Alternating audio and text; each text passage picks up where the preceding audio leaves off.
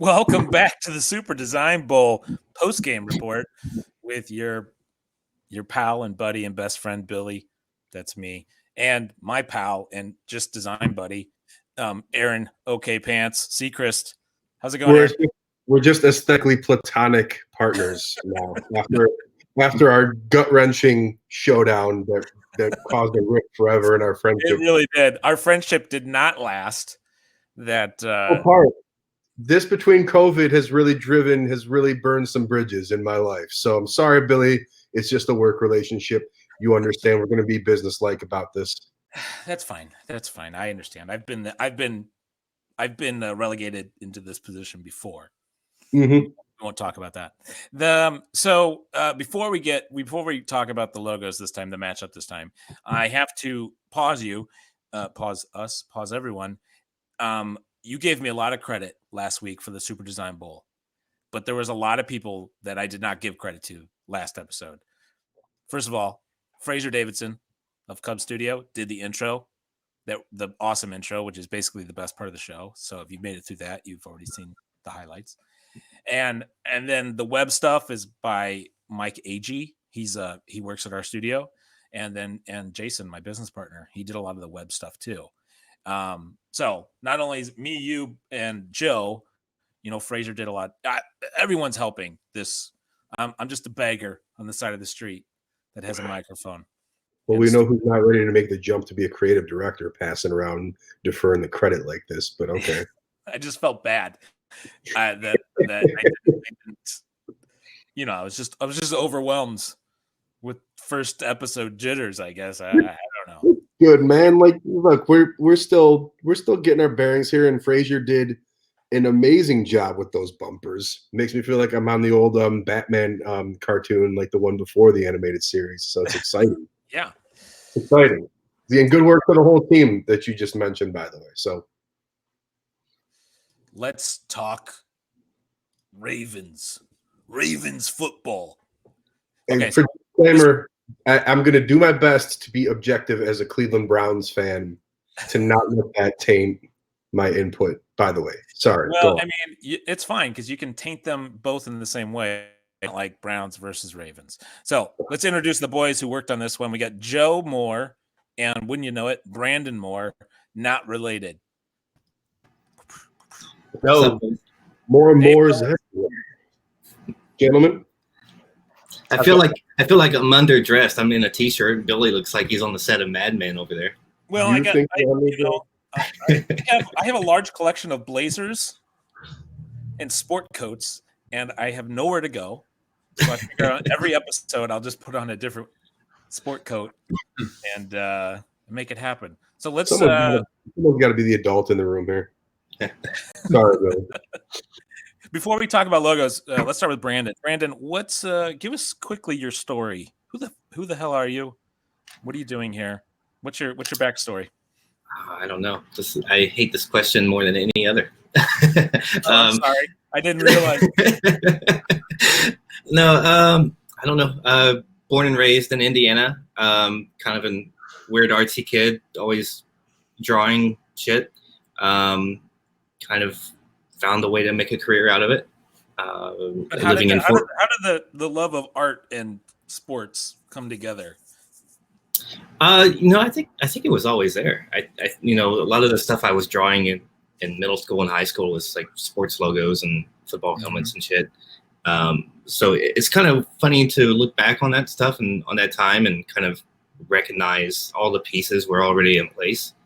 And I don't know, just kind of lucky to recognize that I could make a career in sports and design and some kind of artistic field and that kind of thing. So, so when I met you like 3 or 4 years ago at the MLC Connect thing, the conference, you were working with the Dolphins at that time. Mm-hmm. So how did you land a job at the Dolphins? I'm curious. I was at that time, I was freelancing for like 2 years, and that first year was really rough. Like it was bad. And then the second year was starting to pick up a little bit, and then looking up, and it was starting to pick up to a point where I was like, well, do I this might turn into my full-time thing, and do I want to do this forever, or do I want to like join an agency or something? And I feel like I have a lot more to learn, and I just kind of wanted to see what I was made of in a way, I guess. And so I started looking for jobs in NFL and in sports, and got a lot of people that turned me down, said no thanks, and then eventually the Dolphins At least they said responded. yes. Yeah.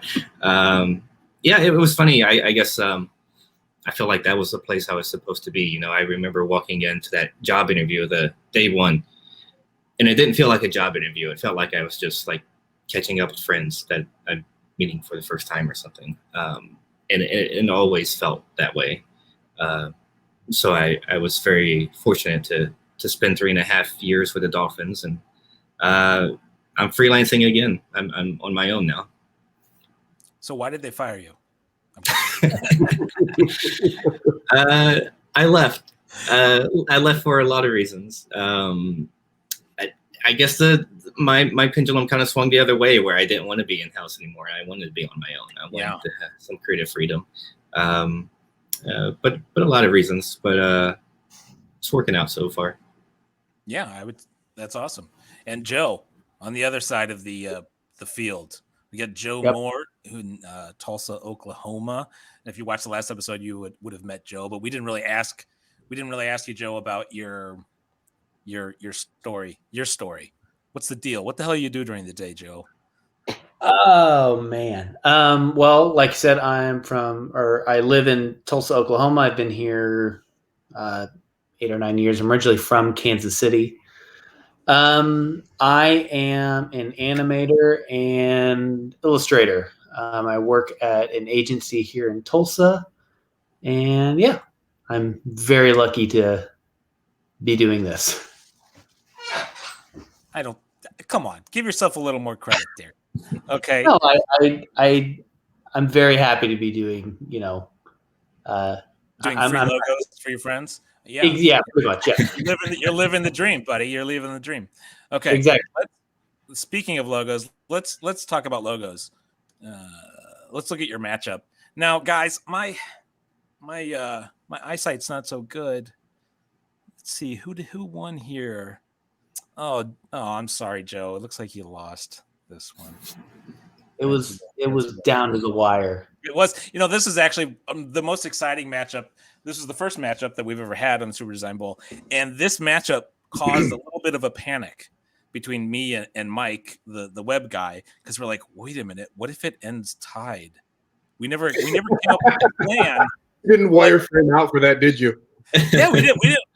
Like, what are the chances that there's going to be a tie? This one very nearly ended in a tie. It was honestly back and forth every day.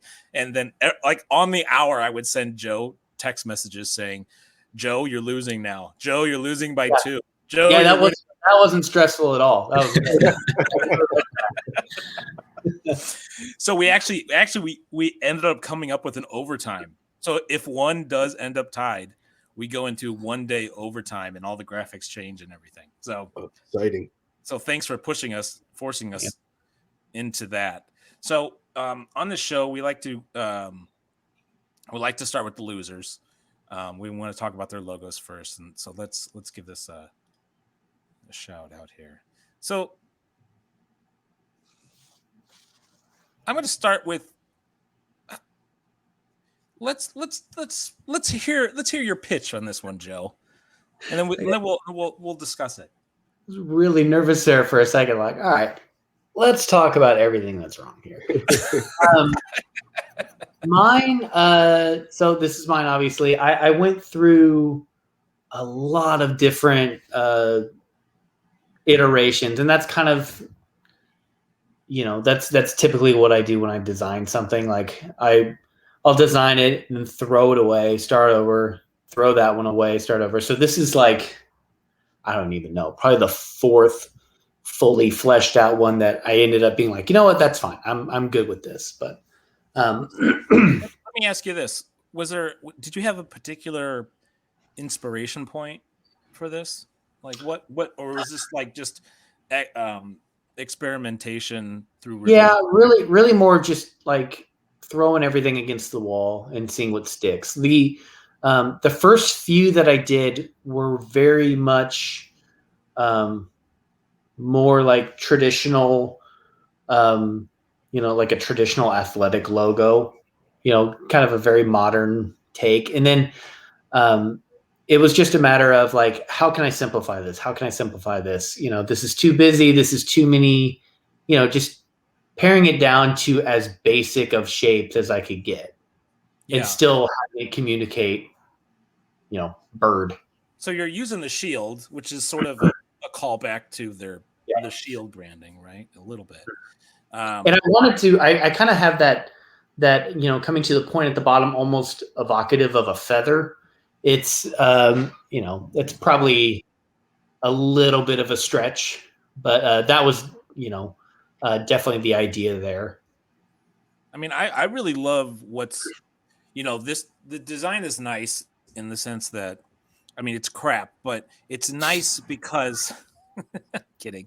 It's nice, the use of negative space to create the football with the Ravens. It's just a nice, you take it out of the shield, you take the Ravens off of it, and that you could make a great t-shirt. You know what I'm saying? Like just as a standalone graphic, it's a really cool. And I love how I should use my mouse, how this wing right here, how that continues into this angle. That little detail is really, really cool and really nice. And it creates this stripe graphic thing that's going on here. Yeah, Brandon, maybe better than I do what it's called. What's that like pattern that the Ravens use in their branding? It's got a name. It's like the checkers, the black and white, black and yellow. Yeah, from the state flag. Yeah, that making that sharp angle like diagonally through there was kind of a little bit of a nod to that. Oh, cool. Okay, that makes a lot of sense. Yeah, that's what I kind of picked up on from this was like how in a very distilled down way, it's a good nod to the state flag.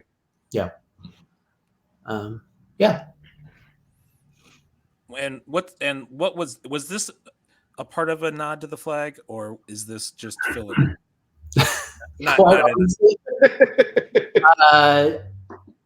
I don't necessarily remember. Pick something up, Joe. This was made. They've won 2 Super Bowls. That's what they represent, right? The Super There Bowl. you go. There you go. I like it. I think that's an important thing to talk about, though. Not everything in design doesn't have a. I remember I initially had like aesthetics and balance is more important than like making sure every curve means something in your fucking logo, right? I had initially had I looked up like landmarks and stuff in Baltimore, and there's like a tower or something that's very like prominent. And I initially had something to that effect there, and it wasn't working. It was throwing off like the balance of it there. So I remember there was a reason for it. It was just 10 months ago. I don't hate it. I don't hate it. Can I jump in real quick? Please. We're what, 6 matchups in so far in total? Like we've had 6. Yeah, something like that. Yeah. So this was my favorite matchup of the 6. And Brandon, you killed it, but this is my single favorite mark that we've seen so far in this whole competition. This thing fucking sings to me. It doesn't feel like an athletic mark in the best possible way. It feels like almost like a Blue Note Records, like it could pop up somewhere on the cover of that. And me being beat up all my childhood life by jocks, I welcome that aesthetic. So yeah, I just had to get that in there. This is, and this thing is, and I'm a Browns fan. I would fucking buy a t-shirt in a heartbeat of this shit. So thank you. My artistic appraisal of your mark, Joe. I appreciate that. Thanks. It's cool. That's why it almost won. As soon as the OK Pan stamp of approval, second. Okay, I have one last question, and this is I don't want to make this a dick head question, not a mean question, even though that's my MO. I really love the R and the S, and I like the type a lot. Mhm. The A has a little, it's hard to see, a little serif up in here. Yeah. But nothing else has got a little serif. And I was like, well, that's an interesting design choice. What were you thinking there? I don't remember what type I used, but just kind of going off of the forms of the logo, I remember it really spoke like deco to me. So I wanted to use some sort of like deco type.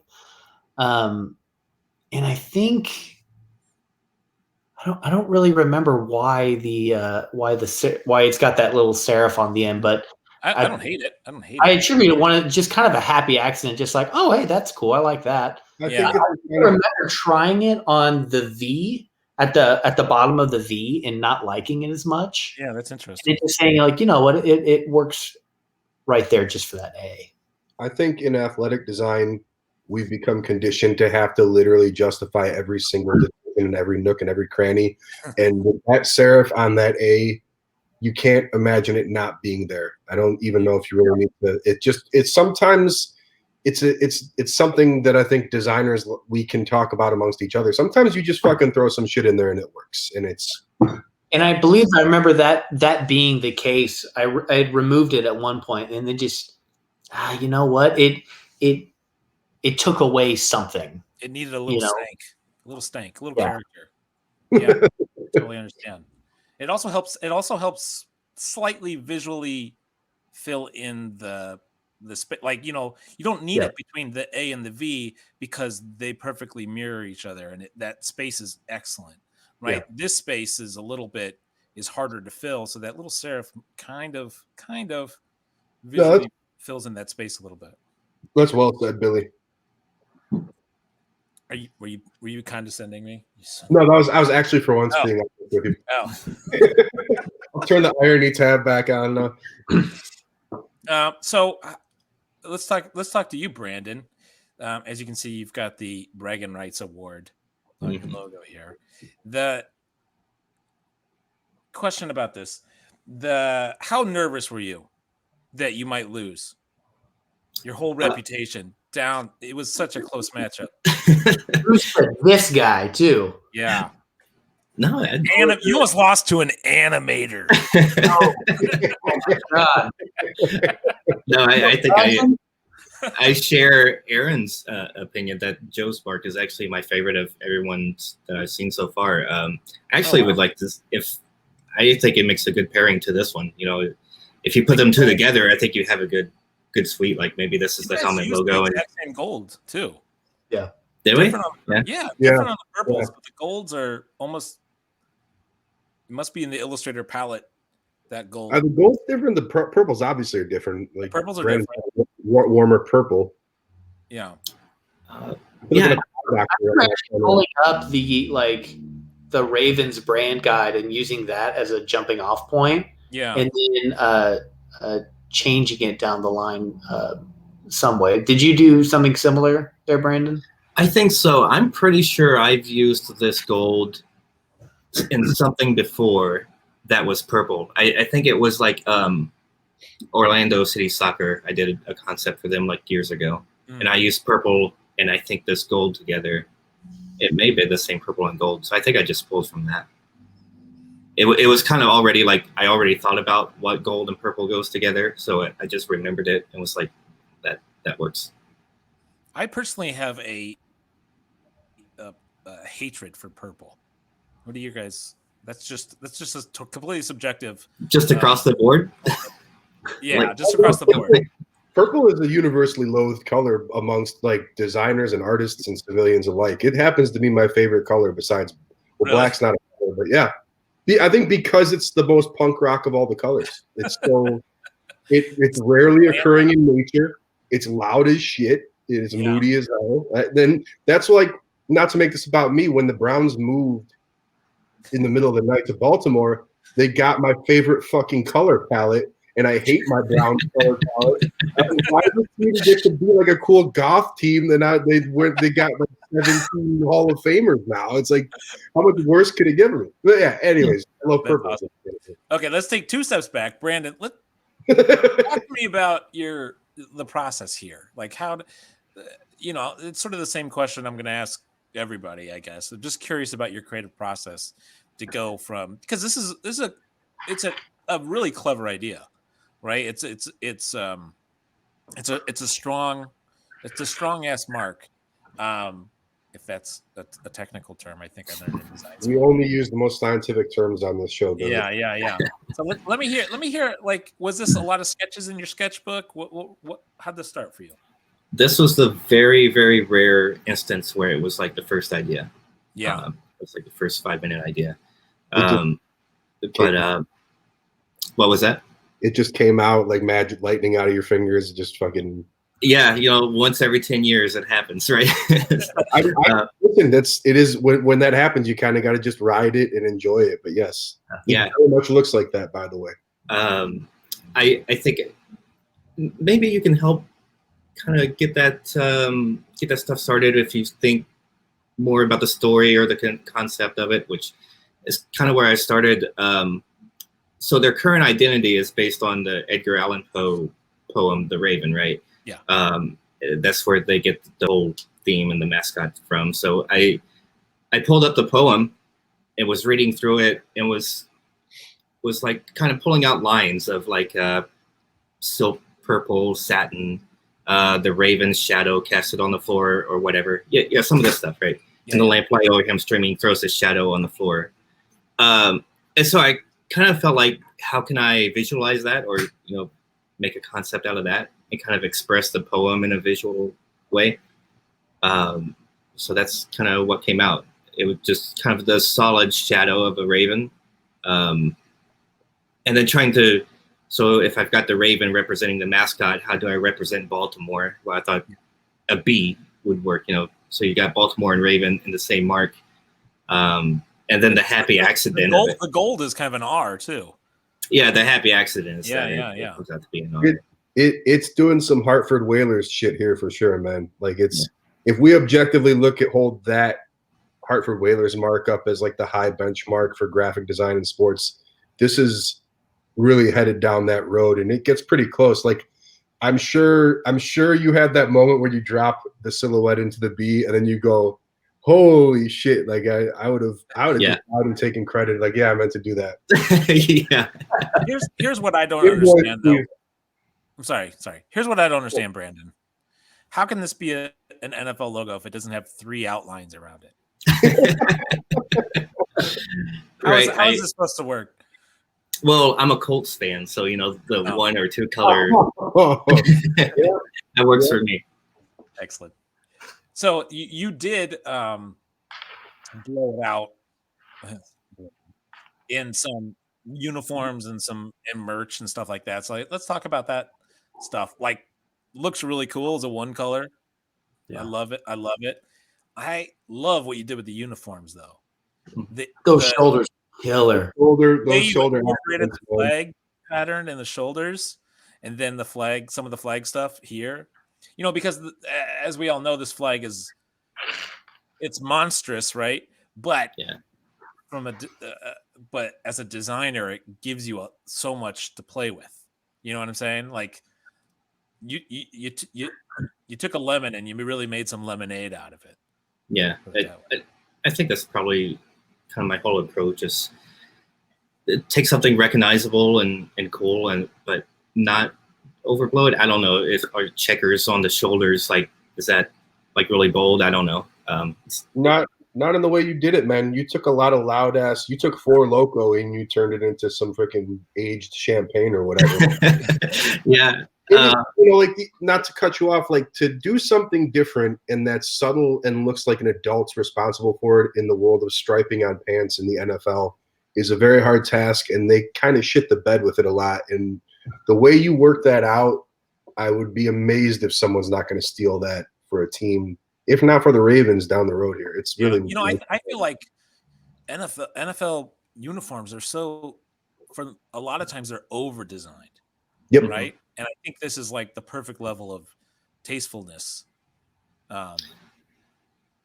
Yeah, I guess that's what I'm going for is just something that's a little bit timeless. Like I like the simple stuff. I like the Browns' current uniforms and the Colts, and I like stuff that's going to last 50 years, Me too.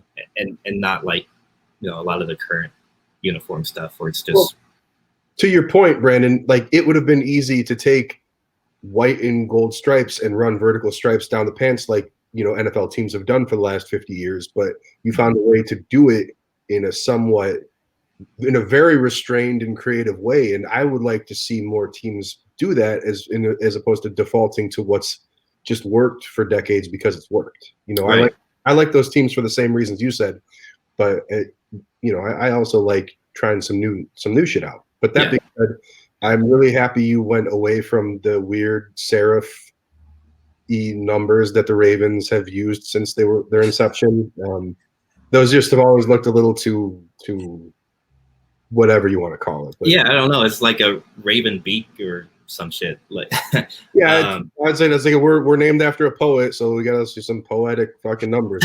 Yeah, but like going back to kind of the conceptual and story thing. I think of the Ravens.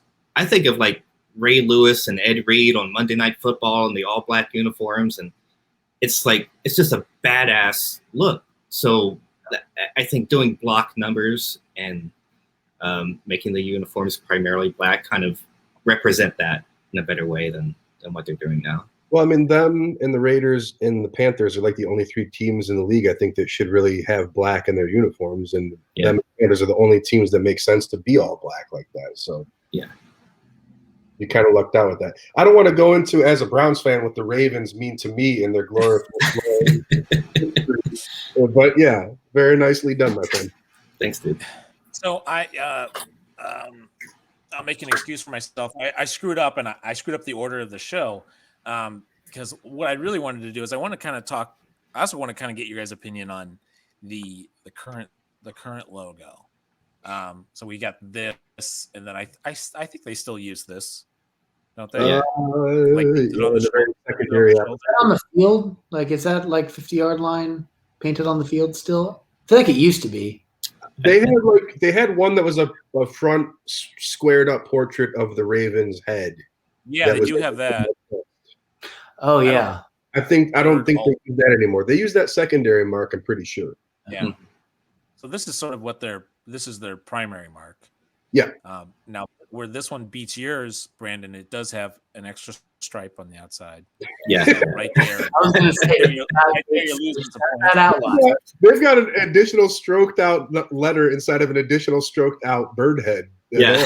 And it has a drop. And it has a drop on it. A drop. Yep. Right there. Okay, And don't forget that. it's like tucked into his little cheek and his jowl there, and just strokes everywhere. Yeah, you could put an extra white one around the gold on this too, and really bring it home. Could say that bird's about to have a massive stroke. Good night. I'm gone. I'm out forever. What bothers me most about this logo is that they need two different versions of it for it to work on the uniform. So, So on the helmet, this is the right side of the helmet. But when you look on the left side of the helmet, it has to reflect and go the other way. Oh, they got to flip the B. So you got to do something weird with the B. So the left side helmet B is cut different than. All funky. And they couldn't rip off the Steelers by just putting it on one side of the helmet. Even though the hardest touches on any team in the league. Yeah. I don't know. I struggle. This is a very 90s looking, and obviously so with good reason, a 90s looking rendering of a Raven bird. With the colors and the team name and the inspiration for it, it could be cooler. But also when you look at the helmet from the back, it kind of looks like bat wings. So it's not. It's look, the heavy metal goth guy in me likes a lot about it. With that said, to be as polite as I can to whoever drew this, yes, it could be cooler. Like it's got all these like webbed scallop touches, and then it turns into a goatee under his beak. And I'm trying to say I would love to have gotten this team in this competition. But yeah, there's some issues. Yeah. Well, maybe you Maybe you and Joe can do the losers bracket. The